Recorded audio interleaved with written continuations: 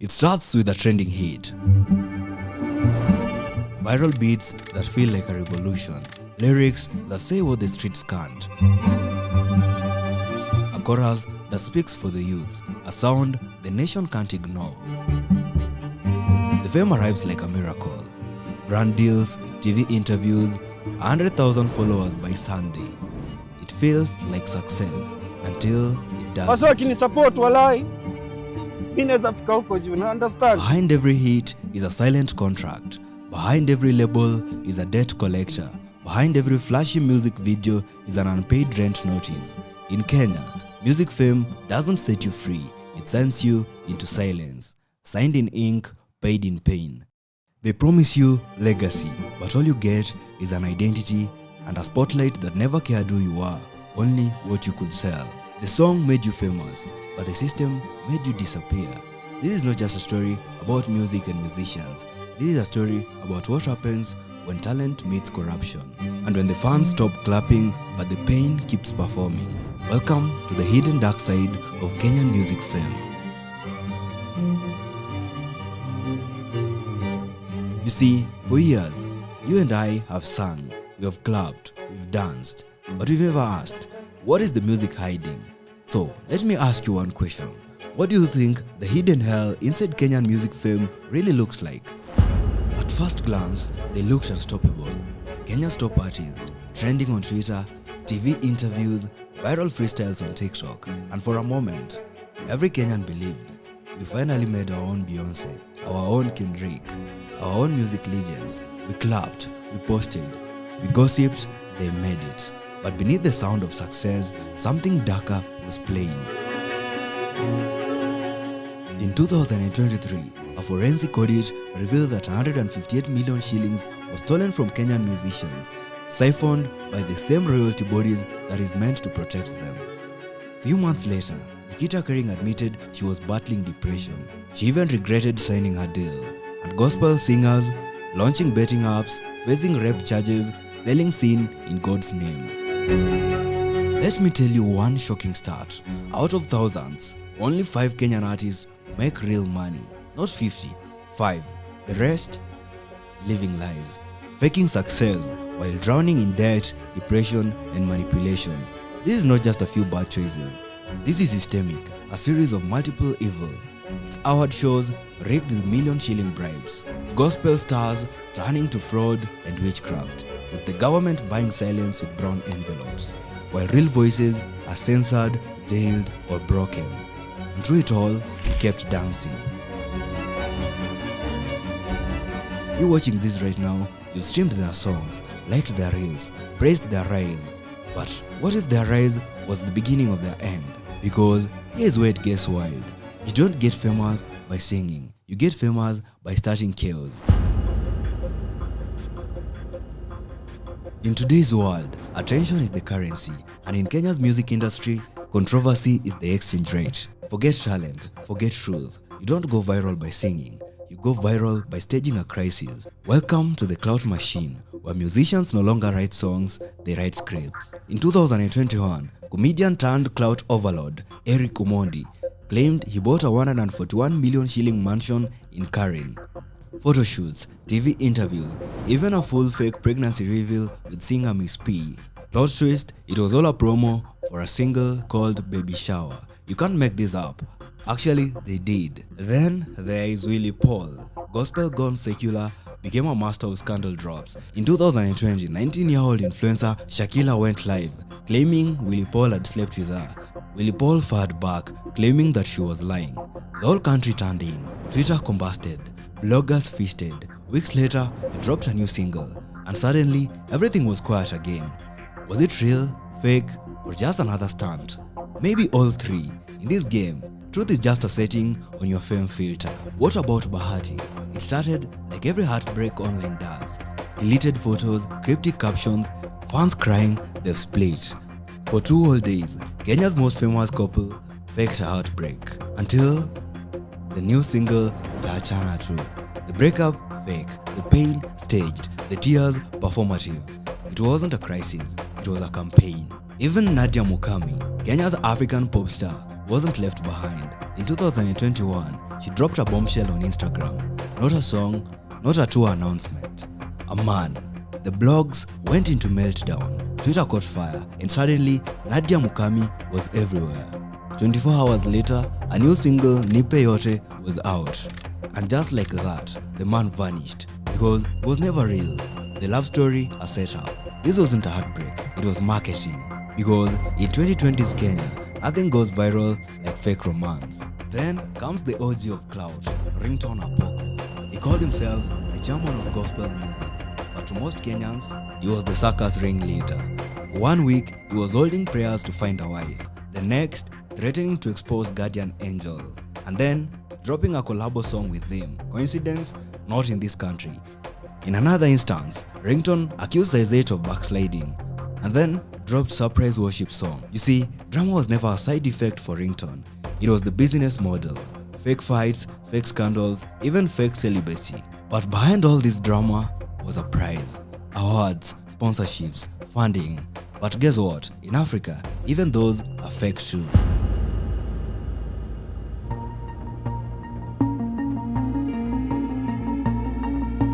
Every year, the red carpet rolls out, the cameras flash, hashtags trend, hashtag Afrima 2025, hashtag Groove Awards, hashtag Kisima Music Awards. And for a brief moment, it feels like validation, like talent finally won, like Kenya stars are finally shining. But look closer. Behind every best male artist trophy is a WhatsApp group, a brown envelope and a bribe.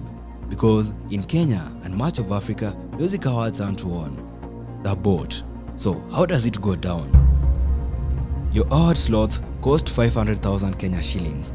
That's what one label was told. Another was asked to fund the whole promo campaign in exchange for a guaranteed win. And the ones who spoke out, silenced, blacklisted, deleted. Willie Paul was once gospel's golden boy, but in 2019, he flipped the table. Boycotted the show, left gospel entirely. Today, he's secular, independent, and still controversial. But at least he's not pretending anymore. His crime, telling the truth. But his awards weren't for the music, they were marketing leverage. An Afrima win could get you a Nigerian tour, a Groove trophy, a deal with Safaricom, a Kisima award, government funding. And in a starving industry, even fake awards open real doors. She took a step back, reclaimed her voice. I went into music thinking it was about the art. I got depressed when I realized it was just a business machine. That was Nikita carrying to the standard in 2023. She took a step back, reclaimed her voice, dropped less music, and spoke more truth. But that choice came with a price. Want to be nominated? Hire a PR team. Spend 1 million Kenya shillings, book media slots, and then push promo. Want to win? That's extra. It's not about music, it's about marketing budgets. Because in this industry, honesty gets you blacklisted. One truth post and the phone stops ringing. So they stay silent, they smile. I'm fine. And then they walk off stage, knowing it was all staged. In Kenya, music awards don't celebrate music, they sell it. And for most artists, the price of winning is losing yourself. But what happens when the awards don't buy silence? When the government steps in and offers you something louder than the clout or trophies? What do you do when the system that abandoned your hood now hands you a check? You sing, loudly, proudly, like nothing ever happened. In Kenya, when the government calls, the same artist who once sang Ruto must go now start whispering Ruto is right, leaving us with only one question: why? Here's what I found out. This is not about patriotism. It's a political theater, where concerts become campaigns and artists become tools. When election season arrives, so do the offers. Stage slots, cash envelopes, tinted cars with silent deals inside. Once again, I will ask you, if you're a musician hustling to get money for the prestigious awards, would you ignore the government? You are told, you have to endorse us, we'll fund your next music video. Post this and we'll clear all your debts. Come to this dinner and we'll make you the next cultural ambassador. And just like that, the same artists who rapped about corruption and struggle are now soundtracking rallies and endorsing power. In 2022, Sauti Sol's music was used in a presidential campaign without permission. You see, that's wrong, but when they fought back, publicly, legally, what was the prize? Online hate, industry backstabbing, because in Kenya, speaking out is not brave, it's dangerous. I know you might be wondering, why don't most artists resist? because the system doesn't just silence them, it breaks them. And just when they're about to quit, a politician shows up with a mic. Sing, smile, say something nice. Remember Mobutu Sese Seko? And just like that, you're back. You go viral again, but not as an artist, as a puppet. So you've made it. You've played the game. You've gone viral. You've smiled for the government. You've held fake trophies, but you're still broke. How is this possible?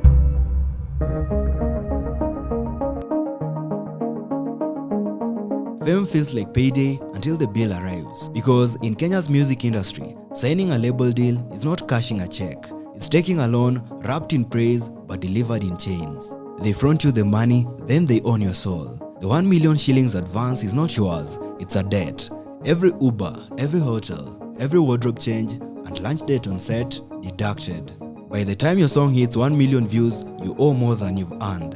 In 2023, Nikita Kering stunned fans when she said she was really depressed and felt like she was putting all her heart into the music, but the financial burden was too much. She wasn't exaggerating, she was exposing the reality. Ochunglo family, Boondocks gang, Ethic, the Gengeton wave was a cultural earthquake. Then it disappeared. No goodbyes, no send-off, just silence, because when the hype died up, so did the calls, the deals, the cash. And the fans moved on to the next viral sound. Because in this game of music fame, the crash hits harder than the fall of Caliph Cairo. After the viral success of Kishash, the pressure to top the last hit broke him. In 2023, Lil Maina publicly stepped away from music, citing mental health struggles. You're booked, you're trending, you're wearing designer, but behind the scenes, you're borrowing money from your manager. You're asking fans to buy your merch just to survive. And if you speak up, you're called ungrateful, because people only love the artist, not the human inside. The spotlight lifts you up, but when it burns out, it drops you fast. But what if I told you the real money was never in fame, it was in the royalties, the songs you stream, the hits you love, the sounds that define a generation, but the real artist never got paid for them.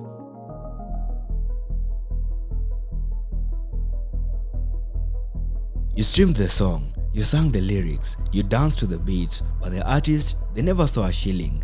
In 2023, a forensic audit dropped a bombshell. 158 million shillings stolen from artists by CMOs, the very same organizations that were created to collect royalties on behalf of musicians. Radio plays, TV features, club spins, and brand ads, all supposed to generate passive income for artists. Instead, executives paid themselves luxury salaries, bought cars, took travel allowances for trips that never happened. And the artists, they never received any much amount. They received an average of 1,200 shillings per year. All the artists spoke out and they said the same thing. They've never been paid for most of their songs. Even Nikita Kering and Bien said Kenya don't value artists. And if the top tier artists are broke, imagine the underground Gengeton kid with 5 million YouTube views, or the gospel backup singer whose voice you've heard on every single Sunday FM playlist. They don't even know what royalty statement looks like. You see, this is not incompetence, it's design. The less the artist knows, the more the middleman eats. Admin fees, foreign partner payouts, operational bonuses. Millions vanish, no receipts, no shame. And the board members still in office. So why don't they speak out? Because honesty in this industry comes at a price: obscurity. You speak the truth, promoters stop calling. CMOs blacklist you. Media ignores you. So most artists smile, they post fake queens and wait for the system to maybe work the following year. The truth is, if the system worked, most Kenyan artists would be millionaires. This is not just theft, it's a betrayal. And unless something changes, Kenya's greatest musical generation will be remembered not by their sound, but by their silence. So, if the awards are fake, the government manipulative, and the money stolen, then what is left? Just one thing: chaotic hell. At this point, we aren't listening to music anymore. We are watching marketing theater. 90% of major artist scandals in Kenya drop within 7 days of new release. Coincidence? No. This is strategy. Eric Omondi in 2021 said anything that touches women and children goes viral. He wasn't joking, he was teaching. Trigger emotions, stir outrage, ride the algorithm, and drop the single. This is not clout chasing, this is strategic deception. You want to stay relevant, fake a beef, start a scandal, lie, not because you want to, but because if you don't, no one plays your song. So, artists enter the chaotic machine, and once you are in, you don't drop music, you drop scandals, until the audience burns out, the algorithm forgets you, and the artist vanishes. But not everyone vanishes. Some reappear, wearing faces, holding microphones, quoting scripture. They trade lyrics for Bible verses, swap scandals for salvation, and rebrand broken fame as born-again influence. Because when the secular spotlight fails you, there's always one more stage left, the pulpit. And in Kenya's music industry, even God has become a marketing strategy.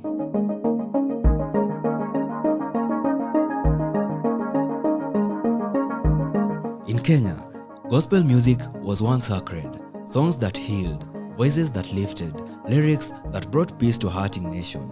But today, it's hard to tell the difference between gospel and deception, because behind the scripture-filled hooks is a playbook of deception, and some of Kenya's loudest gospel stars have turned faith into a funnel. He was once the golden boy of Kenyan gospel. Hits like Sitolia and Tam Tam filled the churches, weddings, and Sunday shows.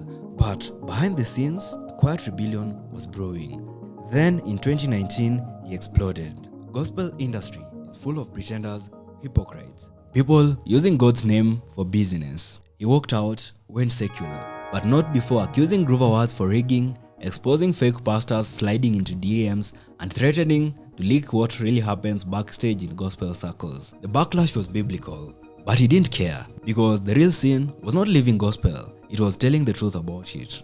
Na wakani blacklist hadi kwa TV sikuwa nachezwa and stuff, wakisema sifanyi gospel, sifanyi nini na nini, and I was young. Nilikuwa na praise God njia yenye mimi msemi young ningempraise back. But he entered the game with tears in his eyes and a Bible in hand. Mama, Barua, Nikumbushe, all gospel hits that made him a household name. But then came the shifts, gospel to secular, church to campaigns, awards to betting apps. In 2022, he launched Bahati Tena, a gospel comeback right after dropping club bangers. But he wore the gospel clock when it sold and shed it when the votes came calling. He's preaching Jesus in the morning and selling gambling by night. Bahati didn't lose faith, he marketed it. So, what do you do when the sacred becomes strategy? You get a gospel industry where Jesus is name-dropped like a sponsor, faith is weaponized to silence critics, and artists baptize their lies in Bible verses. This is not Christianity music anymore, it's commerce. And the ones who tried to stay true, silenced, forgotten, underpaid. Because in this industry, fake holiness sells better than humble truth.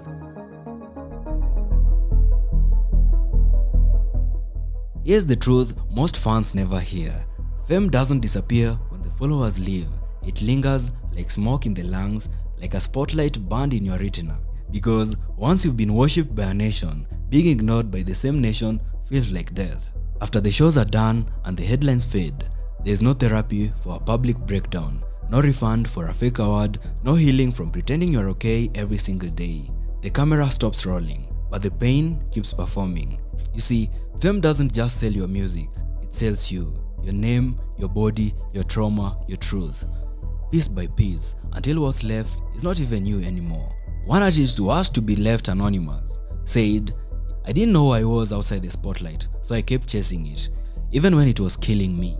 This is what nobody tells you. Fame doesn't break you when you're on top. It breaks you in the silence, when the phone stops ringing, when the crowd forgets your name, and when you start to forget who you really are before the fame. For every viral hit, there's an artist in bed staring in the ceiling. For every stream, there's someone wondering how to pay rent. For every #1 trending song, there's a human wondering if it's all just a lie. Because in this country, they love your song, they love your controversy, they love your rise. But you, they never loved you. Not everyone broke. Some walked away. Some chose healing. Some chose to write for themselves again and not for the algorithms. They left the game to find God, peace, or purpose. They remind us, fame is not a performance, healing is real. And sometimes, the most radical thing an artist can do is stop performing. You've streamed their music, you've shared their reels, you've laughed at their scandals, judged their decisions, called them washed, called them fake, called them finished. But now you know, behind every viral freestyle was a panic attack, Behind every gospel lyric was a broken promise, and behind every hit was someone hurting, and behind every artist was a person just trying to be seen. They told you the spotlight was love, that it meant success, arrival, legacy, but they lied, because the spotlight never loved you. It chose you, sold you, broke you, and when it was done, it moved on. Kenya's music industry is rich with sound but poor in soul. For every name you know, there are dozens erased. For every artist who made it, there are hundreds who survived it.